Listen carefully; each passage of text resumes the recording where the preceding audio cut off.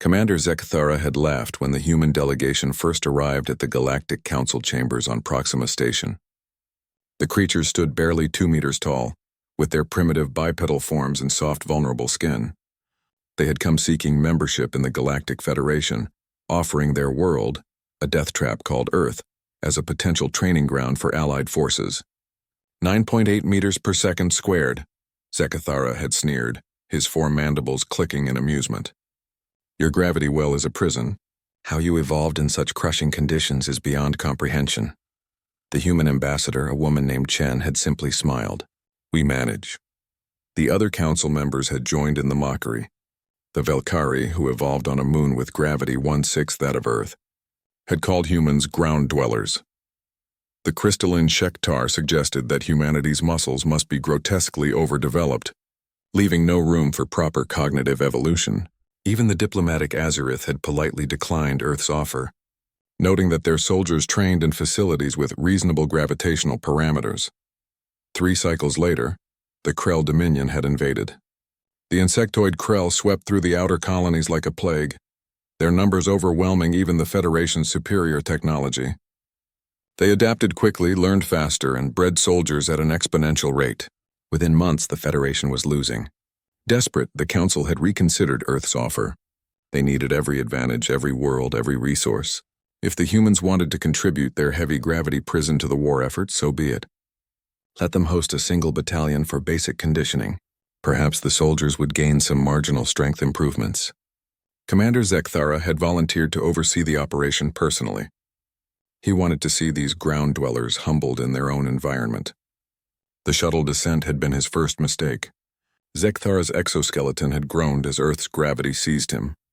His 4 legs, perfectly adequate on his homeworld of Velkar Prime, suddenly felt like they were supporting a building. The other soldiers in the transport had similar reactions. Gasps, clicks of distress, the whir of servo assists in their combat armor working overtime. Commander, my readings show standard Earth gravity. His pilot had reported, confusion in her voice. But my suit's compensators are at 70% capacity already. They hadn't even left the landing pad yet. Ambassador Chen had been waiting for them with a small escort of human soldiers. The humans wore light armor, absurdly light compared to Federation standard, and carried weapons that seemed primitive by galactic standards.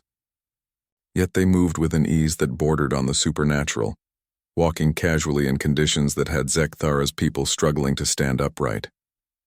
Welcome to Earth, Commander, Chen had said, her smile maddeningly pleasant. We've prepared a standard training course for your battalion. Nothing too strenuous, just what our basic infantry goes through. The standard training course had been a nightmare. On the first day, the Federation soldiers were asked to complete a 5-kilometer run. 5 kilometers. On Velkar Prime, Zekthara could run 50 without breaking a sweat. Here, after just 2 kilometers, his battalion was collapsing. Their exoskeletons cracked under the strain. Their breathing apparatus couldn't process oxygen fast enough. 3 soldiers suffered complete system failures and had to be carried back by the humans, who didn't even seem winded. The obstacle course on the second day had been worse. Walls that required climbing, bars that demanded hanging, trenches that needed crawling. Every movement was a battle against the planet itself. Zekthara watched in humiliation as a human instructor, a female who couldn't have massed more than 60 kilograms, completed the entire course in 7 minutes while his best soldier took 45, and even then only finished because 2 humans had physically helped him over the final wall. By the 3rd day, Zekthara's battalion of 200 had been reduced to 47 functional soldiers.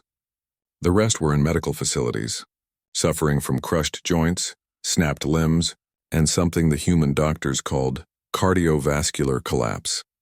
Perhaps we should adjust the training parameters, Chen had suggested during a briefing. She wasn't smiling anymore. Instead, she looked genuinely concerned. We can reduce the gravity in certain facilities, bring it down to maybe 8 meters per second squared? No, Zekthara had gasped, his pride refusing to accept defeat. We are Federation soldiers. We will adapt. They didn't adapt. By the end of the first week, Zekthara himself couldn't stand without assistance. His exoskeleton had stress fractures in 17 places. His organs were beginning to fail from the constant pressure. Around him, his soldiers lay in various states of collapse, some literally crawling across the ground just to reach water stations that were 20 meters away. The humans had established a field hospital, not for combat injuries but for training casualties.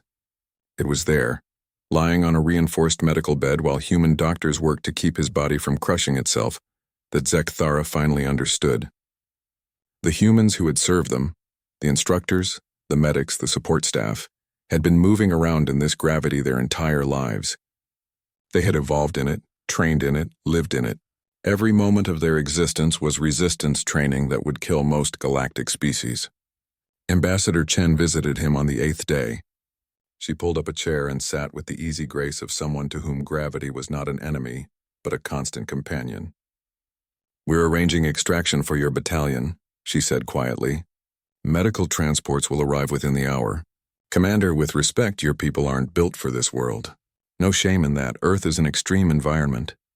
"You tried to tell us," Zekthara whispered, each word an effort. "We did." Chen's expression was gentle but firm. "Commander, do you understand now why we offered this? Not to mock you, but because we knew what it would mean." Zekthara's mandibles clicked in what passed for a nod among his people. "When the Krell come to Earth," Chen continued, standing up, "they'll face the same gravity that's breaking you now. They'll fight soldiers who have trained their entire lives in conditions that would kill them in days. They'll face humans who see this crushing weight as normal." She moved toward the door, then paused. "We're not superior, Commander. We're just from Earth, and anyone who wants to take our world is going to have to fight for every centimeter of ground against people who were born in a gravity well that doubles as a natural defense system." As the medical transports lifted his broken battalion off the planet, Zekthara looked down at Earth through the viewport. From orbit it looked so beautiful, blue and green and inviting, a jewel hanging in space. He would never see it the same way again. None of them would. Earth wasn't a training ground. It was a crucible, and humanity had been forged in it since birth. When the Krell finally reached Earth 6 months later, they learned the same lesson. The Federation watched the battle from orbit, and finally understood what the humans had been trying to tell them all along. You don't conquer a world by reaching it. You conquer it by surviving it. And on Earth, survival was the first skill every human learned.